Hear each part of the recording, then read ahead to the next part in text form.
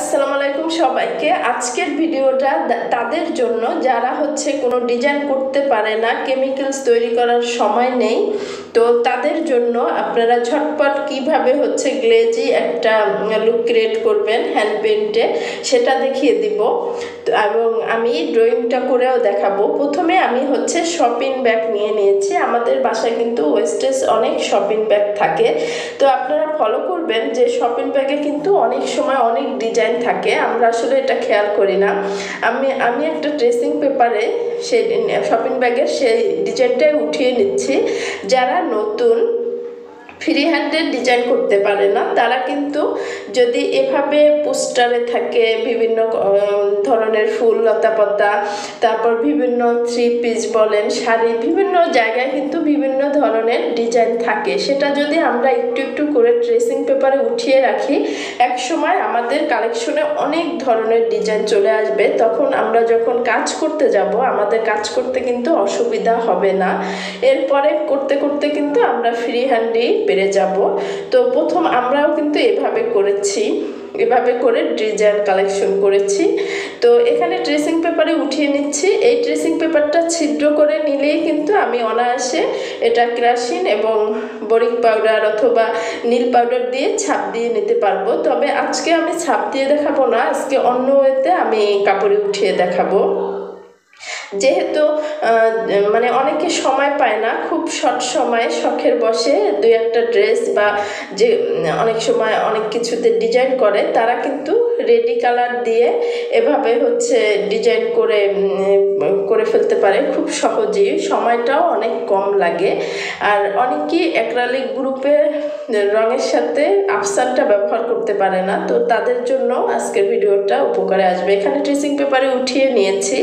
সেই ডিজাইনটা ট্রেসিং পেপারের সেটা নিচে রেখে আমি একটা কাপড় উপরে রেখে আমি ট্রেসিং পেপারের ডিজাইনটা কাপড়ে উঠিয়ে নিচ্ছি। এখানে যদি সাইন পেন দিয়ে দাগ দিতাম তাহলে কিন্তু আরেকটু গাঢ় হতো, আরেকটু সুবিধা হতো। তারপরেও বয়েল কাপড়ে কিন্তু নিচের ডিজাইনটা উপরে অনায়াসে দেখা যায়। আপনারা যখন করবেন দেখবেন খুব ইজিলি উঠিয়ে নিতে পারবেন। তো আমি সেম ডিজাইনটা উঠিয়ে নিচ্ছি। এরপরে কালার রেডি করে আপনাদের দেখাচ্ছি। যাদের একদমই সময় থাকে না যে কেমিক্যালস তৈরি করার জন্য, তো আজকের ভিডিওটা সেই আপুদের অনেক উপকারে আসবে, সময় কম লাগবে। তো এই যে আমি কাপড়ে উঠিয়ে আমি একটা ফ্রেমে আটকিয়ে নিচ্ছি। তো একটা ফ্রেমে আটকিয়ে তারপরে আমি কাজ শুরু করব। এখানে আমি অ্যাক্রিলিক গ্রুপের যে অরেঞ্জ কালারটা সেটা আমি নিয়ে নিচ্ছি একটু করে। এর মধ্যে আমি ইউজ করব আফসান। তো তুলিটা ভিজিয়ে জাস্ট আমি সেটাই দিয়ে দিব। আপনারা যদি আরেকটু বেশি গ্লেজি চান সেক্ষেত্রে আরেকটু বেশি দিবেন।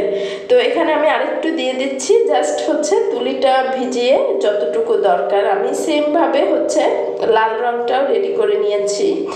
আর এখানে কিন্তু এনকে ফিক্সার একটু এক ফোঁটা এনকে ফিক্সার ইউজ করব। এখানে কিন্তু বাইন্ডার যদি ইউজ করেন আপনাদের কালারটা কিন্তু একটু কালো হয়ে যেতে পারে আফসানটা, এবং টেকসইটা কম হতে পারে। অবশ্যই একটু এনকে ফিক্সার একটু এক ফোঁটা দিয়ে নেবেন। আমি পাশে একটু এনকে ফিক্সার রেখে দিচ্ছি, এখান থেকে আমার যতটুকু দরকার সেই অনুযায়ী। এটা কিন্তু এনকে ফিক্সার। তো এই এনকে ফিক্সারটা আপনারা যদি অ্যাক্রিলিক গ্রুপের রঙের সাথে ইউজ করেন আপনাদের রঙের মানটা কিন্তু আরও বেড়ে যাবে। এবং এখানে আমি যে আফসান যতটুকু গ্লেজি যদি চাই সেক্ষেত্রে আরেকটু বেশি করে দিব, আর গ্লেজি কম চাইলে একটু কম করে দিব। তো আপনারা যেমন গ্লেজি চান তার উপরেই নির্ভর করে আফসানের দেওয়াটা। আর আমি কয়েক ফোঁটা এখানে এনকে ফিক্সার দিয়ে দিচ্ছি। এখানে যদি রং বেশি হয় সেক্ষেত্রে এনকে ফিক্সারও বেশি লাগবে একটু, আবার আফসানের পরিমাণটাও বেড়ে যাবে। আমি কয়েক ফোঁটা এখানে আস্তে আস্তে দিয়ে দিচ্ছি আমার যতটুকু লিকুইড দরকার সেই অনুযায়ী। তো অবশ্যই এখানে কিন্তু গ্লিটার ইউজ করা যাবে না, আফসান ইউজ করবেন আপনারা। তো আমি প্রথমে অরেঞ্জ কালারের কাজটা করছি, ভিতরের যে বৃত্তটা এটা অরেঞ্জ কালার দিচ্ছি। এরপরে আমি লাল কালারটা দিব। তো দুইটি কালার দিয়ে হচ্ছে করব। এরপরে পাতাটা আমি কিন্তু সবুজ কালার করব। তো আগে অরেঞ্জ কালারটা একটু তুলি দিয়ে নিচ্ছি। এর উপরে হচ্ছে আরও রং করব আমি। তো এটা কিন্তু অনেকটা গ্লেজি, এটা শুকিয়ে যাওয়ার পর এর গ্লেজিটা কিন্তু আরও অনেক বেড়ে যাবে। শেষ পর্যন্ত দেখবেন এটা কিন্তু করা শেষে গ্লেজটা একদম ভেসে উঠেছে, কারণ ভিজা অবস্থায় গ্লেজটা একটু কম দেয়। শুকানোর পরে একদম 100% গ্লেজ এটাই দিবে। আপনারা যদি আরও বেশি গ্লেজি চান আর একটু বেশি হচ্ছে আফসান দিয়ে নেবেন। তো হচ্ছে আমি আগে ফুলের কাজটা শেষ করছি। এখানে লাল কালার এবং ভিতরে যে ফাঁকা অংশটা এটা আমি অরেঞ্জ কালার দিব, কারণ আমি একটু ডিজাইনটা ঘুরিয়ে নিচ্ছি। মানে এখানে ডিজাইনটার ভিতরে একটু ফাঁকা আছে, আমি কিন্তু ফাঁকাটাও হচ্ছে রং দিয়ে ভরাট করে ফেলবো। ভরাট করে ফেললেই হচ্ছে ডিজাইনটা আমার কাছে বেশি ভালো লাগে। তো ভিতরে একটু অরেঞ্জ কালার আমি ব্লেন্ড করে দিচ্ছি, লাল আর অরেঞ্জ একটা শেড করার জন্য। তো ভিতরে কিন্তু আমি অরেঞ্জ কালারটা দিয়ে ব্লেন্ড করে নিয়েছি। তো নেক্সট ফুলটাও আমি সেম প্রসেসিংয়ে করব। এখানে আপনারা ইচ্ছা মতো কালার ইউজ করতে পারেন, আমি জাস্ট আপনাদের দেখানোর জন্য হচ্ছে 3টা কালার দিয়ে কাজটা করে দেখাচ্ছি। আর এই ডিজাইনটা কিন্তু খুবই সুন্দর আসে যখন আপনারা ড্রেসে করবেন। আমি শেষে ড্রেসও দেখিয়ে দেব যে এই ডিজাইনটা আমি কিভাবে ড্রেসে করেছি। তো সেখানে অনেক বেশি ভালো আসে মানে দেখতে। তো এই অ্যাক্রিলিক গ্রুপের যে রঙগুলো এগুলো কিন্তু বেশি ঘন হয়ে গেলে আপনারা অবশ্যই হচ্ছে এনকে দিয়ে পাতলা করবেন, তাহলে বেশি ভালো হবে। বাইন্ডার দিয়েও পাতলা করা যায়, তবে এনকে দিলে আপনারা ফলাফলটা ভালো পাবেন বাইন্ডারের চেয়েও এনকে দিলে, কারণ বাইন্ডারটা অনেক ঘন। তো এটার চেয়ে আপনারা অবশ্যই কষ্ট করে হলেও এনকেটা দেওয়ার চেষ্টা করবেন, তাহলে আপনাদের ফিনিশিংটা খুব সুন্দর আসবে। শুধু আফসান দিয়ে করার সময় যে এনকে দিতে হবে তা না, অন্য সময়ও দেখবেন আপনারা এনকে দিয়ে আপনাদের কালারের ফিনিশিংটা আরও বেশি সুন্দর হয়। কিন্তু অনেকে হচ্ছে এই অ্যাক্রিলিক গ্রুপের কালার যে রেডি রং এখানে একটু বাইন্ডার মিশায়। তো সেটাই বলছি, বাইন্ডার না মিশিয়ে আপনারা এনকে ফিক্সার মিশিয়ে নেবেন। এখানেও সেম প্রসেসিংয়ে আমি 2টা কালার শেড করে দিচ্ছি। ডিজাইনটা আসলে নিজের উপরে যে কিভাবে করব, তো আপনাদের চোখে যে ডিজাইনটা ভালো লাগবে সেই ডিজাইনটাই আপনারা উঠিয়ে নেবেন এবং পর্যায়ক্রমে করবেন, দেখবেন অনেক ভালো লাগবে। যাদের সময় নেই তারা হচ্ছে এভাবে রেডি রঙগুলো কিনে কিন্তু বিভিন্ন ডিজাইন করতে পারে। 3 পিস শাড়ি, তারপরে ওড়না, যে কোনো কিছুতেই করতে পারে। তবে আপনার একটু পার্থক্য থাকে নিজের তৈরি কেমিক্যালস আর রেডি কেমিক্যালসের মধ্যে। আর তারপরও হচ্ছে ফিনিশিংটা কিন্তু ভালোই আসে। দেখেন গ্লেজিটা যত শুকাচ্ছে গ্লেজিটা কিন্তু উপরে ভেসে উঠছে। এখানে আমি সবুজটাও একটু ইউজ করছি পাতায়। আমি পাতা শেপটা এখানে বেশি ভালো আসছে না, কারণ তাহলে আমার ফ্রেমটা খুলতে হবে। তো আমি ফ্রেম না খুলিয়ে যতটুকু মানে শেপ করা যায় ততটুকুই করে নিচ্ছি, বাকিটা পরে করে নিব। ফুলটাই দেখাচ্ছি ভালো করে আপনাদের।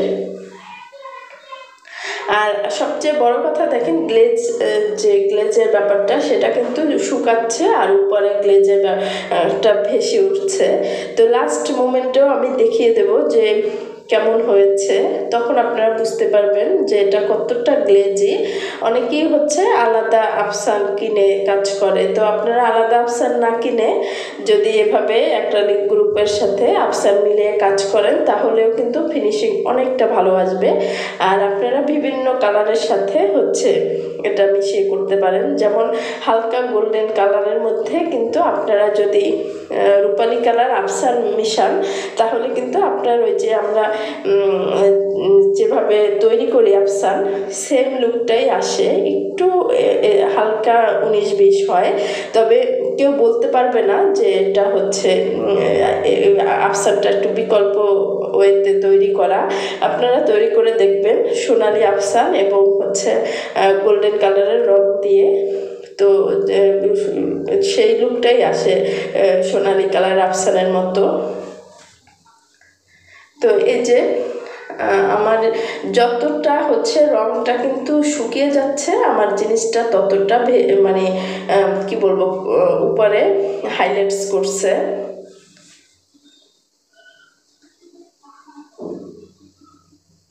তো এইভাবে করে কিন্তু স্বল্প সময়ে স্বল্প খরচে আপুরা হচ্ছে আফসান ডিজাইন করতে পারেন। আশা করছি আজকের ভিডিওটা আপনাদের ভালো লেগেছে। যদি ভালো লাগে বেশি করে লাইক দিবেন। যারা চ্যানেলে নতুন তারা আমার চ্যানেলটা সাবস্ক্রাইব করবেন। যারা অলরেডি সাবস্ক্রাইব করেছেন তাদের অসংখ্য ধন্যবাদ। নেক্সট ভিডিও দেখার আমন্ত্রণ জানিয়ে আজকের মতো বিদায় নিব।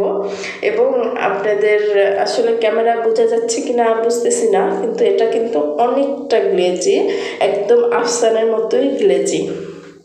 তো আশা করছি আপনারা অবশ্যই ট্রাই করবেন। আপনারা যেই কালারের আফসান রেডি করবেন সেই কালারের রং, সেই কালারের আফসান কিনে নেবেন, তাহলে একদম মানে পারফেক্ট আসবে আপনাদের আফসানটা। তো এই সেম ডিজাইনটা দিয়ে আমি এই যে 3 পিস মেক করেছিলাম, সেটা দেখেন 3টা ফুলের পরে আবার হচ্ছে সেম 3টা ফুল মিশিয়ে এভাবে করেছি।